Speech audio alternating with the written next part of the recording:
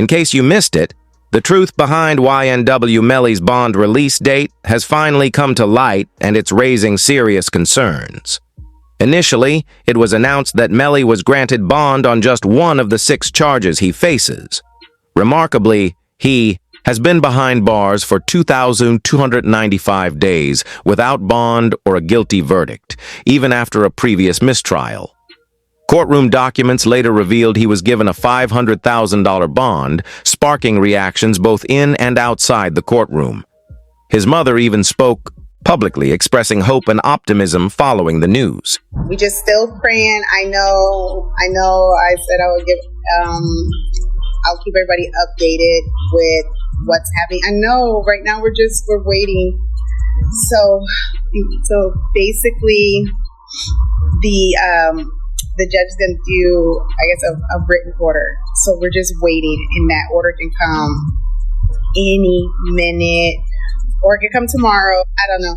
So we're just waiting. We're just waiting. So everybody just keep praying, keep having faith.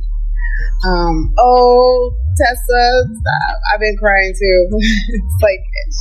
It's been a long time coming, His single bond was approved as part of his overall bond package, leading to a significant moment when he was seen walking into the courtroom. There, the judge formally informed him of the decision.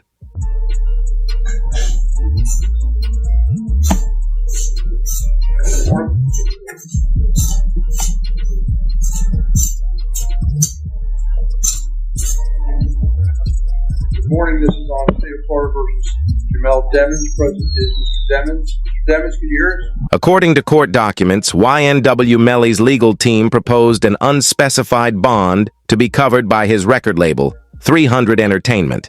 If granted, they assured the judge Melly would remain on house arrest, wear an ankle monitor, and hire 24/7 private security to monitor him closely. The proposal was so convincing that one rapper even posted, "That boy Melly's coming home, I can feel it."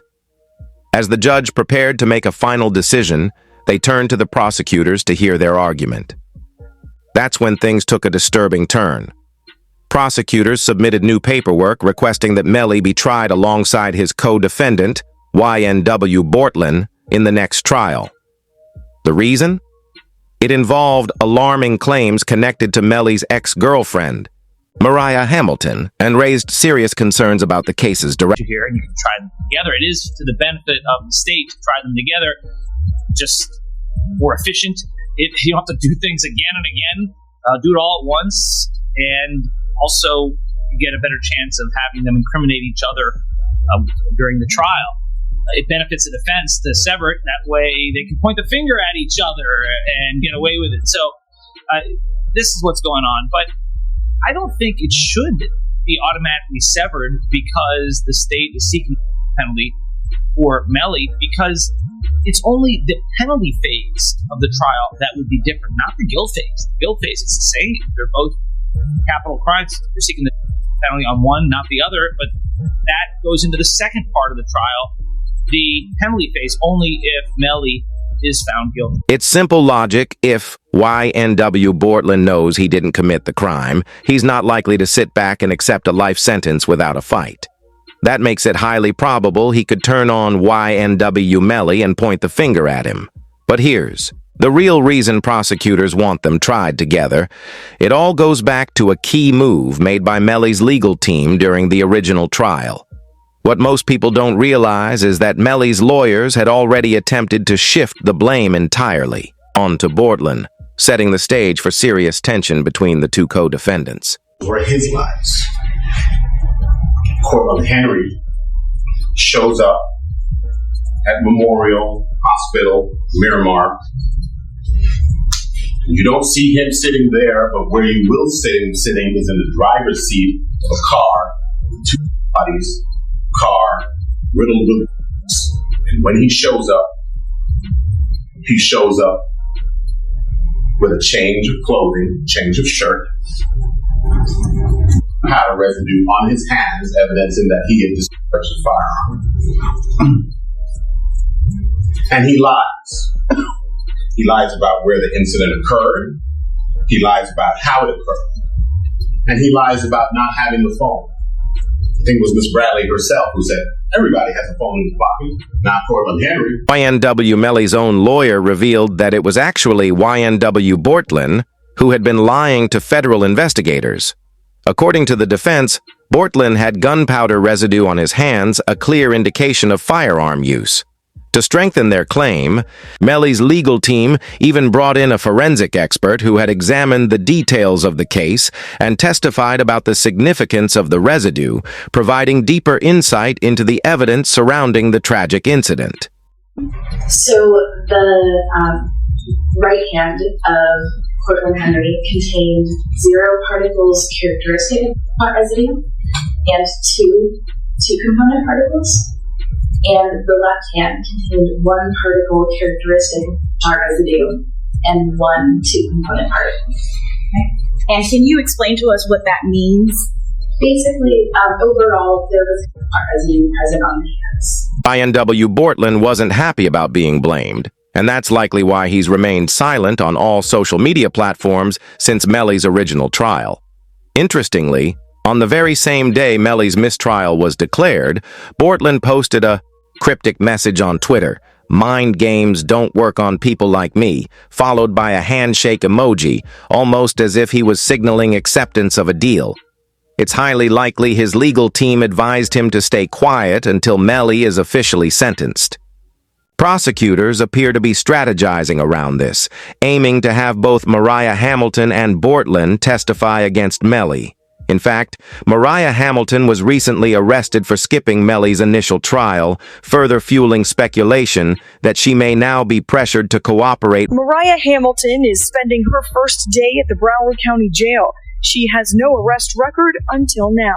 U.S. Border Patrol agents arrested her at Miami International Airport Monday after she arrived on an international flight. Court records show Hamilton was ordered to testify in Demon's first trial in 2023. Mariah Hamilton was ultimately able to secure a deal with the judge that led to her release from jail. Shortly after, she posted on Facebook, "To my village, thank you. I love you all so much. God's plan, not mine." According to reports, the judge told her, "If you agree to testify against Melly, you're free to go." She accepted the deal without hesitation. This development spells serious trouble for Ynw Melly. Investigators reportedly uncovered alarming evidence in Mariah's iCloud account, suggesting that Melly may have pressured her not to testify, a move considered witness tampering. The most chilling part?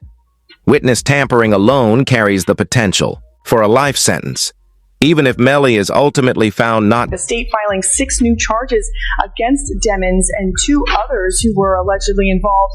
The charges include tampering with a witness, directing the activities of a criminal, solicitation or conspiracy to commit tampering, and unlawful use of a two-way communication device. Now, a couple of those charges actually carry a life in prison sentence if there's a conviction. The witness tampering case is separate from Ynw Melly's current trial. However, due to his alleged tampering through jail phone calls, federal authorities have prohibited him from using a phone for almost a year.